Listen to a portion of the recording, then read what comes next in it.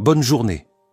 Les événements de notre film commencent par une vente aux enchères, organisée pour une rare Bugatti modèle 1937, l'organisateur annonçant qu'il s'agit d'une voiture unique en son genre, car il n'en existe que 2 au monde, puis la vente publique démarre au prix de 30 millions.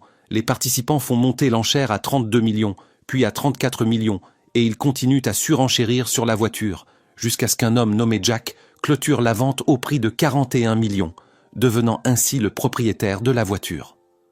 De l'autre côté, nous faisons la connaissance de 2 voleurs nommés Andrew et Gret, passionnés d'automobiles, qui dérobent les voitures les plus rares au monde, et ils attendaient en Jack, qui venait tout juste d'acquérir la Bugatti afin de la lui voler, mais Andrew s'impatiente du retard de Jack et reproche à son frère d'avoir eu l'idée du vol, craignant de perdre du temps sans mettre la main sur la voiture. Andrew aperçoit soudain, au loin, un camion de transport et comprend que la Bugatti se trouve à l'intérieur. Les 2 voleurs lancent alors immédiatement leur plan. Andrew saute du pont, sur le toit du camion, mais il rencontre un problème et manque de tomber, tandis que Gret le sauve avec sa voiture, s'y agrippe, puis revient sur le camion. Gret place ensuite sa voiture devant le poids lourd et freine brusquement pour ralentir son chauffeur, lequel reste figé, ne comprenant pas ce qui se passe. Jack braque son arme sur le chauffeur et lui ordonne de percuter la voiture de Gret. Le conducteur frappe ainsi la voiture à plusieurs reprises, tandis que Gret appuie sur les freins et bloque la route. Puis Jack tire sur Gret et Andrew sans succès, jusqu'à épuiser ses munitions. Alors Gret saute sur le camion et coupe les câbles des freins de la remorque, tandis qu'Andrew ouvre le conteneur et s'échappe au volant de la Bugatti. Jack tente de rattraper Andrew depuis le haut de la remorque pour récupérer sa précieuse voiture et tire. Mais le pneu de la BMW éclate et le camion se renverse, permettant à Andrew et Gret de s'enfuir avec la voiture rare. Plus tard, les 2 voleurs se rendent dans un bar pour célébrer le succès de l'opération, et ils sont rejoints par la petite amie d'Andrew, Stephanie, contrariée de ne pas avoir participé au dernier vol. Andrew lui présente ses excuses et lui promet de la laisser participer au prochain cambriolage, puis ils veillent ensemble, et Andrew et Gret parlent de leur passion pour les voitures, étant demi-frères du côté paternel. Le lendemain, Gret et Andrew se rendent avec la Bugatti chez un homme nommé Jimmy, qui leur avait initialement demandé de voler la voiture, puis Jimmy leur explique qu'il n'avait pas vraiment voulu qu'ils la volent, et Andrew lui répond qu'ils ne pouvaient pas se permettre de la payer, c'est pourquoi ils l'ont volée.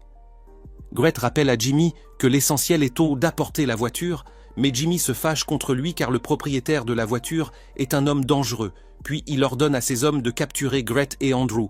Une bagarre éclate entre les hommes de Jimmy et les 2 frères, qui tentent de résister, mais le nombre d'adversaires est trop grand. Ils sont jetés à terre et leurs visages sont couverts. Et soudain, Jack apparaît armé d'un fusil. Jimmy recule, s'excuse et lui propose de récupérer sa Bugatti. Andrew et Gret s'évanouissent, puis reprennent connaissance et se retrouvent attachés sur des chaises au bord d'un promontoire, face à un homme d'affaires nommé Morier, qui leur raconte son enfance pauvre, le vol de portefeuille qui l'a mené à devenir un homme d'affaires important, et leur explique que la Bugatti lui appartient désormais et que Jack est son associé. Puis il projette de tuer Andrew et Gret, mais les 2 frères lui proposent un nouveau plan pour voler la voiture la plus chère et la plus rare du monde. Andrew raconte à Morier l'histoire d'un homme extrêmement riche, nommé Max, qui est né une cuillère en or dans la bouche et qui est entré à l'université à 15 ans pour étudier la gestion, étant le plus brillant de sa famille et le plus jeune de sa promotion de 3 ans.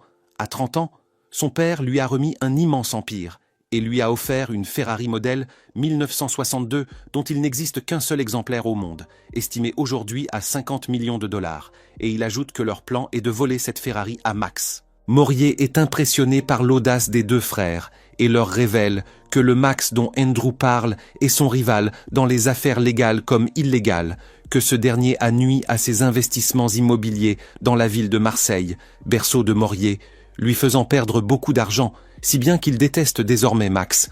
Mais Morier doute de la capacité des frères à voler la voiture légendaire de Max. Gret le défie cependant, et lui demande seulement 1 semaine pour la rapporter. Morier accepte et ordonne à ses hommes de ramener les frères en ville.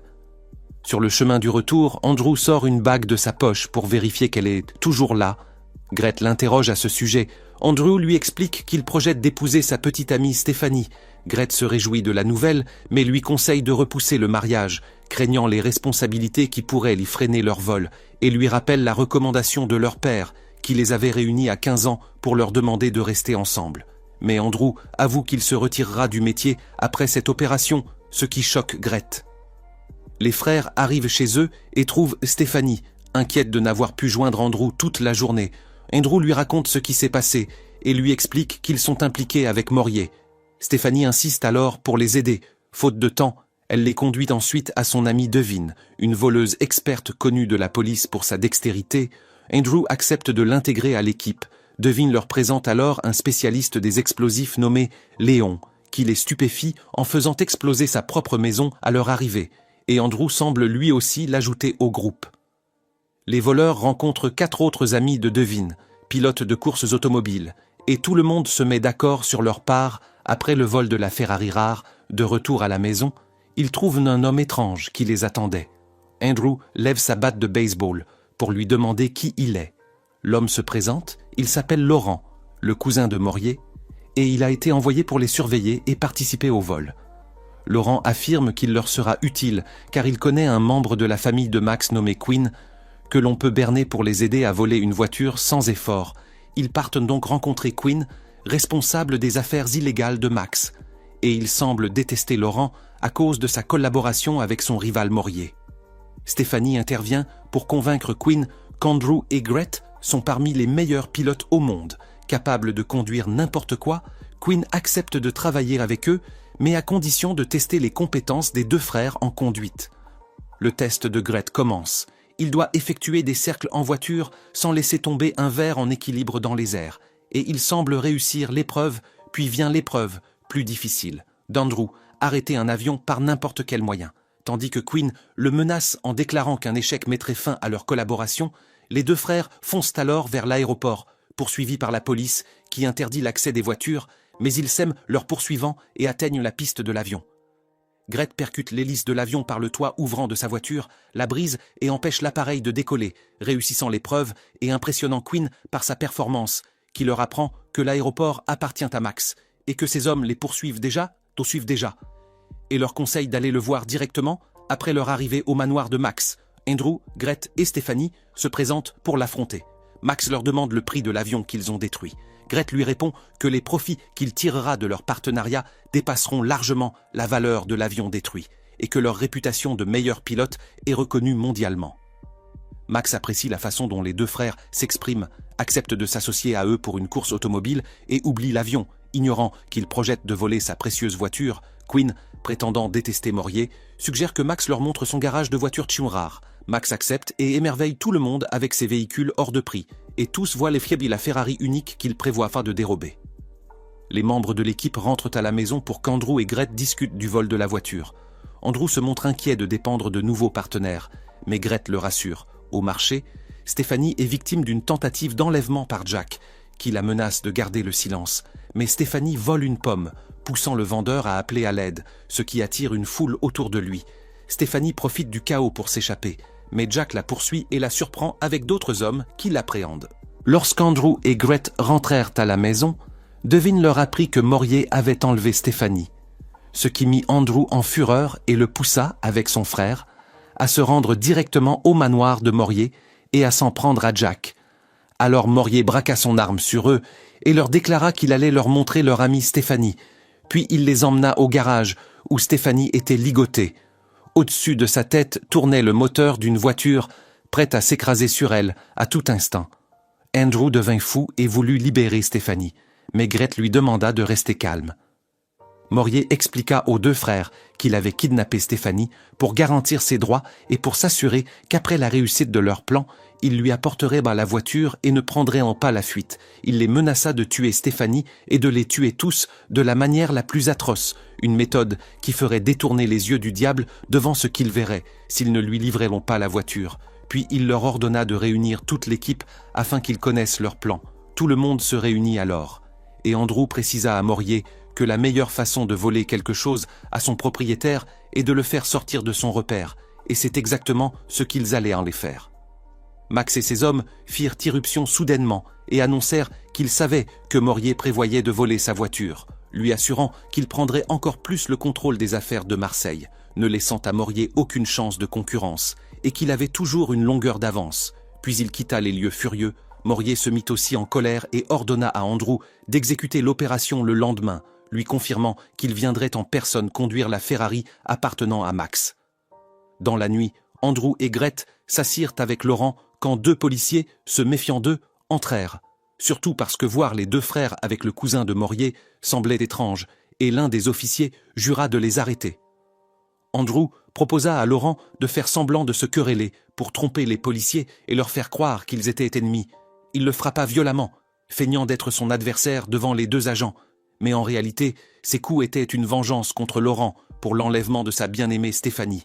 Puis les policiers intervinrent pour mettre fin à la bagarre et se moquèrent de Laurent avant de partir. Laurent, furieux, se rendit auprès de Stéphanie, la poussa au sol et s'apprêta à la frapper. Mais Stéphanie, grâce à sa dextérité, réussit à voler la clé de la chambre où elle était retenue. Le lendemain, Morier se rendit au lieu convenu pour rencontrer Andrew avant de partir voler la voiture de Max. Mais les deux policiers l'encerclèrent et lui ordonnèrent de se rendre. Morier comprit alors qu'ils n'étaient pas de vrais policiers et ordonna à Jack de tirer, blessant leurs deux épaules. Puis Morier se rappela la phrase d'Andrew sur le fait de faire sortir l'ennemi de sa forteresse pour le vaincre. Il comprit que le gang l'avait trompé et qu'il comptait voler les voitures rares de Morier et non celles de Max. Il se hâta donc de retourner à son manoir. Pendant ce temps, Andrew et ses compagnons arrivèrent au manoir de Morier pour voler ses voitures et sauver Stéphanie. Ils étaient sur le point de faire exploser l'entrée lorsqu'ils découvrirent que Stéphanie s'était déjà échappée. Ils pénétrèrent tous après que Léon eut fait sauter la porte du garage. Puis chacun prit une voiture, les hommes de Morier coururent vers leur véhicule, mais il s'avéra que Léon y avait placé des bombes qui explosèrent dès qu'ils les mirent en marche. L'équipe prit alors la route. Andrew s'arrêta soudainement pour déclarer son amour à Stéphanie et lui demanda sa main. Stéphanie accepta, le bonheur emplissant son cœur. Morier et Laurent commencèrent la poursuite. Andrew et Grete bifurquèrent sur une route secondaire. Morier et Laurent les suivirent dans une longue course-poursuite où les deux frères démontrèrent une maîtrise de conduite exceptionnelle, jusqu'à ce que Laurent percute un camion et trouve la mort. Laissant Morier seul, Léon ordonna à Andrew de poursuivre le plan. Ils traversèrent un pont pendant que Léon lançait des explosifs qui détonèrent 2 ou trop tôt parce qu'Andrew n'avait pas encore franchi le pont. Le sol commença à s'effondrer et Andrew, à toute vitesse, franchit le pont à la dernière seconde, au moment où Morier arriva et constata que le pont était détruit. Pourtant, il refusa d'abandonner et continua la poursuite par une autre route, tandis qu'Andrew et Grete rejoignirent leurs compagnons et pénétrèrent dans la ville. Puis ils se dirigèrent vers le port, à l'entrée du port. Morier apparut, les deux frères les stoppèrent et sortirent de leur voiture et Andrew cria de loin que tout était terminé. Morier fonça sur eux avec sa voiture, mais un bus le heurta, son véhicule explosa, tomba à l'eau et il mourut finalement. Il semble que Devin conduisait le bus et se réjouissait de la disparition du danger en avouant son amour pour Grete. L'équipe entra alors dans le port avec leur voiture et fêta la réussite. Il s'avéra que les deux policiers collaboraient avec le gang depuis le début et que Max lui-même était en accord avec Andrew et Grete, car le premier vol de la Bugatti n'était qu'un moyen d'atteindre Morier. Max conclut un accord avec les deux frères pour s'emparer des voitures rares de Morier contre des millions de dollars. Il fut stupéfait de leur succès et félicita Andrew qui lui répondit que la chance sourit toujours aux audacieux. Quelque temps plus tard, on les voit à Paris devant la tour Eiffel et les surprises continuent. Devin ayant profité de la présence de Max au port avec Andrew pour voler la Ferrari que possède Max, Grete en fut stupéfait et demanda à Andrew s'ils allaient pas les prendre leur retraite. Stéphanie intervint et leur proposa de voler une voiture rare dont il n'existe que 9 exemplaires dans le monde, l'un se trouvant à Barcelone, puis ils décidèrent de se retirer après cette opération. Tout le monde accepta et Andrew la considéra comme sa deuxième et dernière cible s'il restait en vie.